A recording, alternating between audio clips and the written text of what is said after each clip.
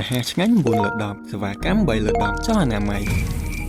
សាកសម័យមើលប្រសិនបើអ្នកកំពុងញ៉ាំអាហារនៅក្នុងហាងមួយកន្លែងឬមានអតិថិជនកំពុងញ៉ាំអាហារនៅក្នុងហាងរបស់អ្នកស្របពេលនោះដែរស្រាប់តែមានកន្លះវាកាត់លើអាហារដែលអ្នកកំពុងញ៉ាំតើអ្នកមានអារម្មណ៍បែបណាប្រកបណាស់អ្នកនឹងឈប់ញ៉ាំហើយក៏លែងហ៊ានចូលហាងនោះទៀតដែរដោយសារខ្លាចកន្លះចម្លងមេរោគធ្វើឲ្យប៉ះពាល់ដល់សុខភាពអ្នកជាការប៉ັດណាស់សត្វកន្លាតជាសត្វល្អិតចង្រៃមួយប្រភេទដែលមានផ្ទុកមេរោគជាង50ប្រភេទហើយអាចចម្លងទៅកាន់មនុស្សតាមវិធីមួយចំនួនដូចជាទី1ការប៉ះពាល់សត្វកន្លាតដោយផ្ទាល់ទី2ការឆ្លងកាត់របស់សត្វកន្លាតលើម្ហូបអាហារឬវត្ថុប្រើប្រាស់ផ្សេងៗនិងទី3ការចម្លងមេរោគតាមរយៈការប៉ះពាល់ទឹកនោមឬលាមករបស់សត្វកន្លាត